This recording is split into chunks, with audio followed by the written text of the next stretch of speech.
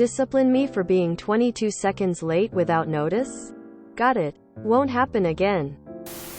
Edit. By request. TL. Dear at bottom. This happened several years ago because it was some malicious compliance that lasted for years. My former employer uses a points-based system to track attendance.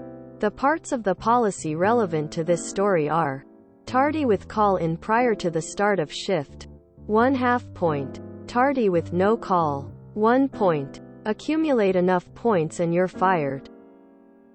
There's a set of train tracks crossing the street that leads to this facility. Occasionally, trains will stop while blocking this crossing. If you're caught there in the last few minutes before you're supposed to clock in, you have a decision to make. Wait or go around. Either way, you might be late. Sometimes you'll decide to go around and then the train clears the crossing and the folks who waited get in before you. Sometimes you'll wait and watch through the gaps in the train cars as folks who went around pull in to the parking lot while you're still idling at a blocked train crossing. To be clear, going around involves taking a lot of secondary county roads as well as a few field access roads. It's an extremely rural area, so you literally never know what kind of road conditions you're going to find along the way around. One night, during my years on third shift, I was stopped at these tracks and decided to wait. Eventually the train moved on.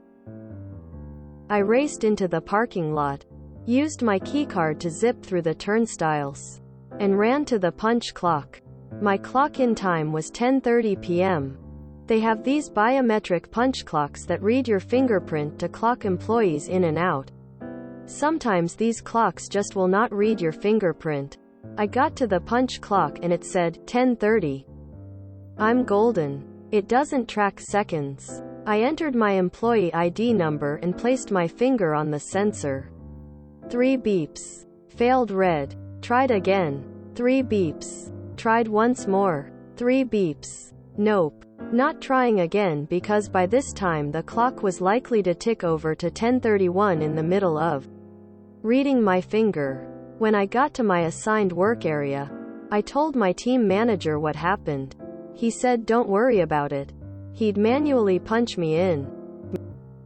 I should have listened, but I'm a worrier. In the morning, when the front office people started showing back up, I went to the attendance office to confirm that my situation was all good. The office administrator decided to check my gate time and used that as the determining factor. I scanned my keycard at 10 hours 30 minutes and 22 seconds p.m. That's a tardy, no call, 1 full attendance point to be issued. I reiterated that it was a train stopped on the tracks. Completely beyond my control, she advised me to either leave earlier and just wait an extra half an hour for my shift to start on the majority of days, or else get a cell phone. I didn't have one at all back then to call in with from the road next time. Well, what I did instead was start calling in absent, just in case something comes up after I leave home. But before I arrive at work, in the evenings before leaving for work. The first few days the attendance office up front was just bemused. After weeks, they became annoyed. After months, they'd apparently complained enough and I finally got told to stop. During the course of this conversation they revealed that calling in too early before the start of your shift made it extra challenging to make sure the notice gets to the right members of management, because the message is no longer flagged as new by the time they're creating logs for the next shift. This was great news for me. From then on, every morning before leaving the premises at the end of my shift, I used one of their phones to call in absent for my next shift that evening. They tried to write me up for insubordination, but the labor union slapped it down, pointing out that the collective bargaining agreement specifies the time we must call in by, but does not specify a time before which call-ins may not be made. Cue the huge grin across my face. I never forgot that my team manager tried to do me a solid though. If I was actually going to be late or absent for some reason, I would call that TM's desk line directly to let them know.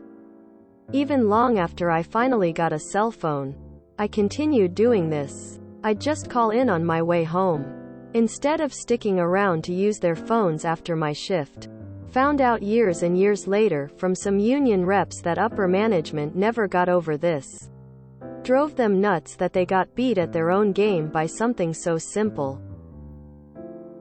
It didn't bring the walls crumbling down, but it was a persistent, enduring source of frustration and impotence for them.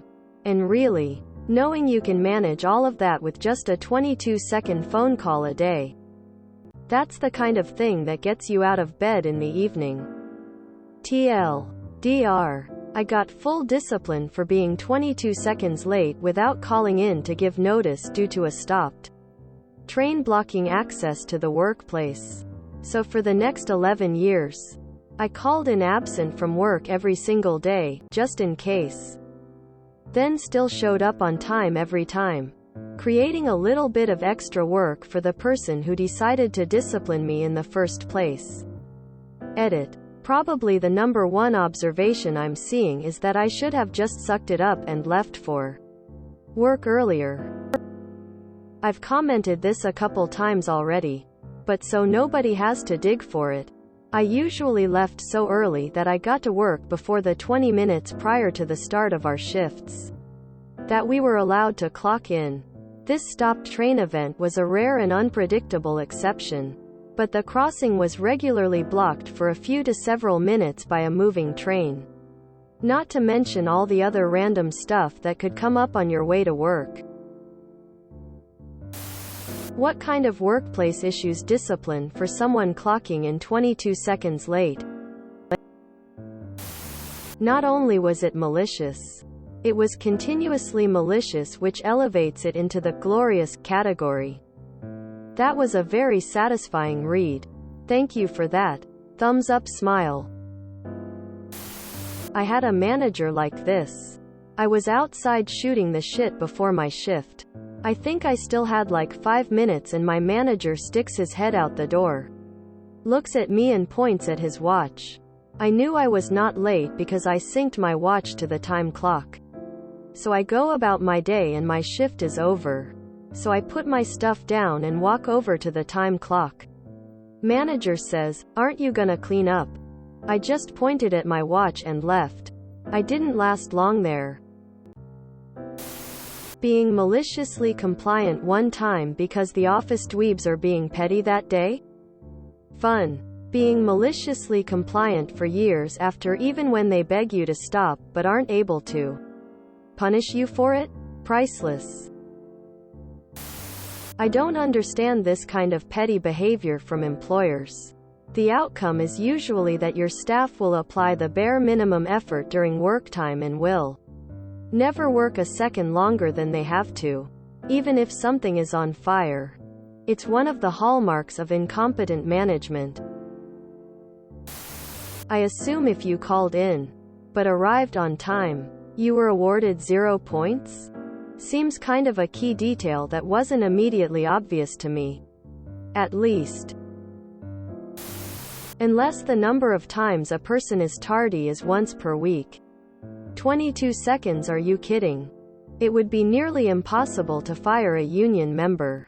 Beside the union steward, there is a union business agent and a union labor attorney to defend the member in an arbitration hearing. Good on you for making them uncomfortable. I work for a job that allows a 288-second grace period. 4.8 minutes. I had a super who would harass me over my time even if I was in the grace period. So I made sure that I was never exactly on time. She hated it. Did the points last forever, or would you reset back to 0 after an amount of time? I used to have a point system like that at work. 1 minute late, up to half a shift was a half point. More than a half shift missed was a full point. Reasons were irrelevant. Doctor notes didn't even change it. Guess who was never a few minutes late? There were times where I'd call from the parking lot and tell them, "I'm going to be in at lunch." I got here a few minutes late, but since I'm already pointed, I'm going to go run some personal errands. See you right before lunch. Talk about destroying morale. Clock-ins do that at the best of times, let alone someone counting the seconds.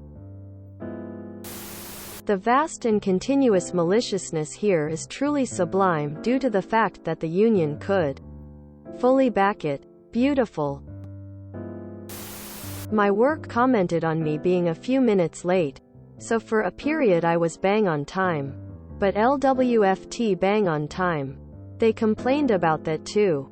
The best was when they asked me to visit another office for a meeting or train image etc. I'd have to stay away from home. I put in overtime for each NIHHTI was away from 1700 to 2100 hours. When asked about it, I told them that I didn't want to be away from home, and that because of work I was. Therefore I was claiming overtime for a reasonable time, where I couldn't be at home doing something I wanted to, like gym, football, mates etc. They told me I couldn't do it, but I continued. Did the same through numerous managers. Then when I became a manager there was no OT, so I had to stop. What I then did was to organize all these meetings, training etc. for a time where I would benefit, like a slow drive home on a Friday, would result in an early finish.